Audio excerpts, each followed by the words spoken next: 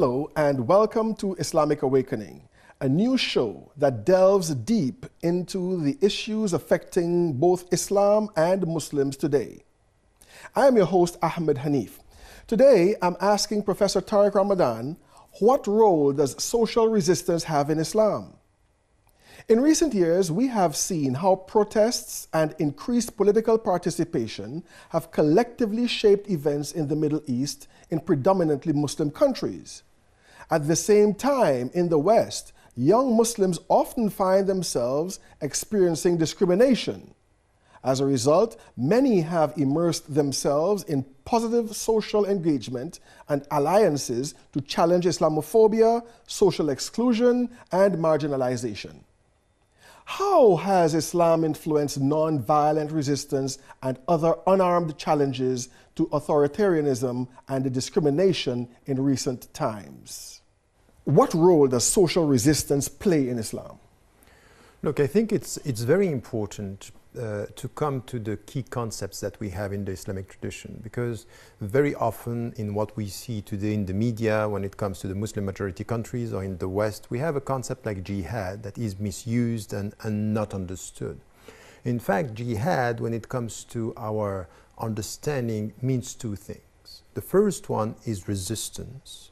In fact, we resist to our own self when, for example, our ego it's too big, when we have our desires, where the world is attracting us, so we have this inner resistance. And we also have resistance when we are dealing with human beings, and human beings can exploit, they can kill, so we have to resist. So resistance is a movement, and jihad is a movement where we resist to what is bad in ourselves and around us, and then we reform ourselves and the world for the better. All right. So we have what I'm getting is that you preparing yourself, the self that you bring into the social resistance arena is most important to begin with. It's a two-way process. Right. You have to do it with your own self, and you have to be ready to do it within your society. Meaning that all your life is in fact to change yourself and the world for the better.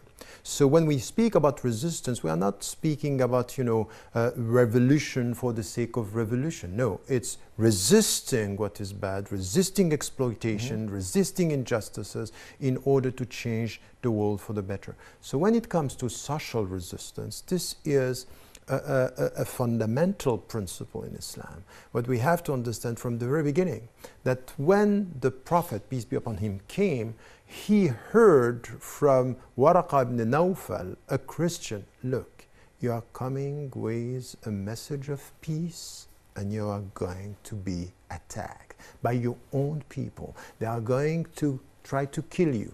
And then what was the answer?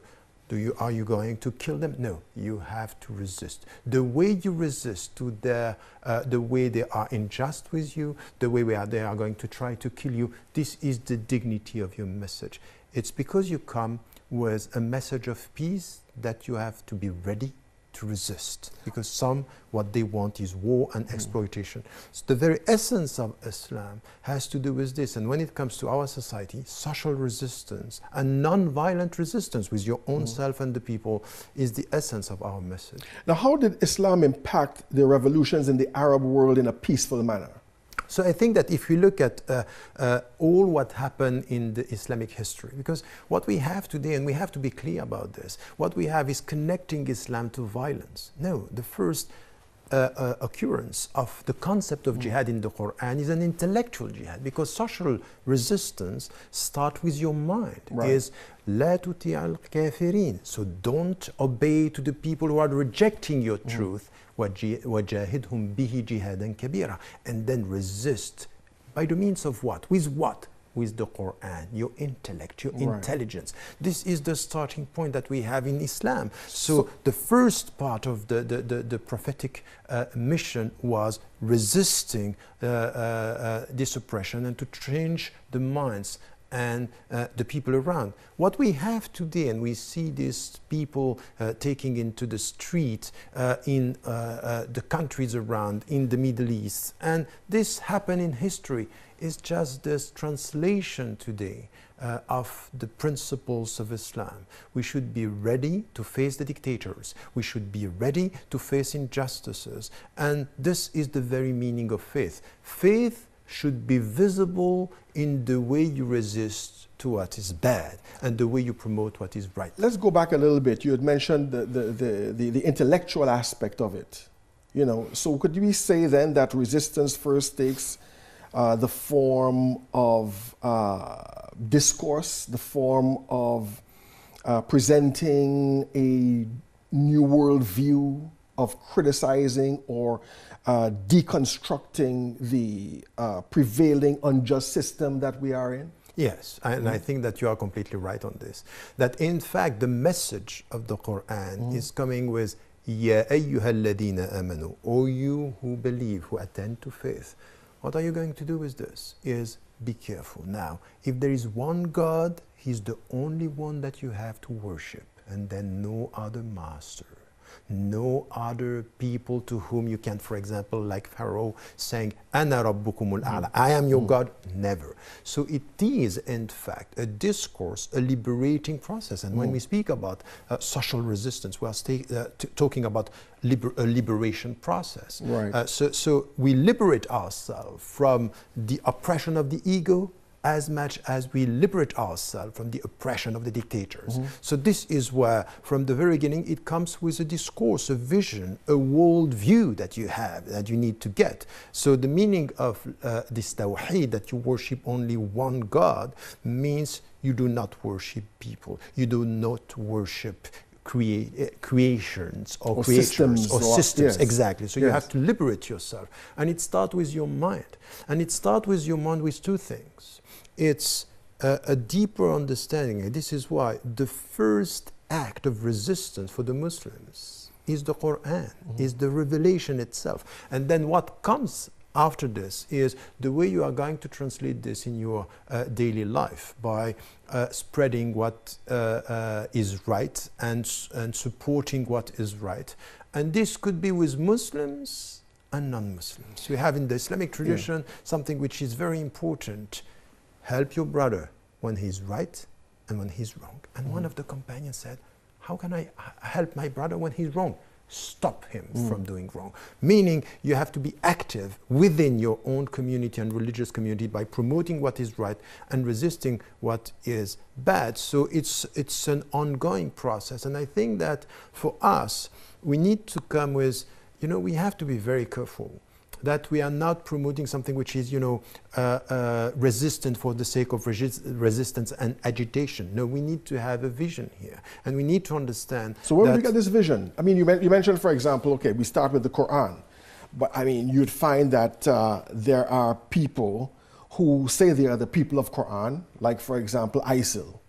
You see, they say they are acting on Quran and so forth, and they present a certain type of oppressive approach to other people and so on. So how do we make the distinction?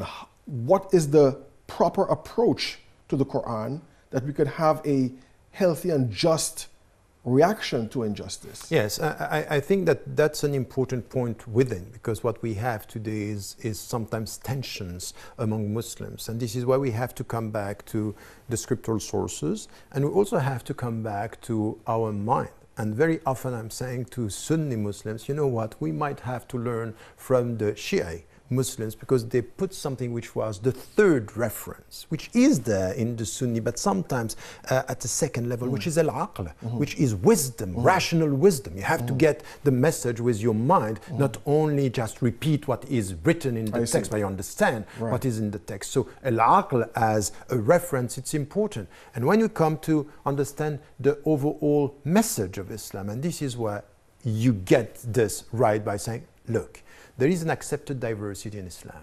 We don't have a problem having Sunni and Shia. We don't have a problem with this diversity, but there are things that are outside what is Islamic. When it comes to the message, you cannot, in the name of Islam, go and kill innocent people, kill your brothers and sisters in humanity or in religion. You can't do that. This is not Islamic. So we, as I said with the hadith before, we have to stand up and to say, look, there is a legitimate social resistance, political resistance, and there are things done in the name of Islam where we cannot accept this. So we should be the first to say no, in the name of Islam, against some actions done by so-called Muslims or people who are acting in the name of Islam.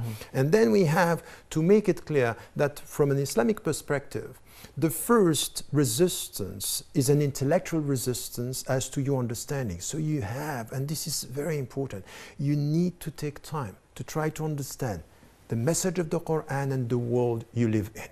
It's a double struggle. Understand the message, understand the world. So we're dealing with methodology here. Exactly, yes. Knowing the situation that you find yourself in and applying the principles of Quran to that particular situation in order to reform or change or resist that situation. Now, what examples or how have you seen this principle of resistance based upon Quran and the teachings of Islam being manifested in the Muslim world, for example, and in the contemporary world today?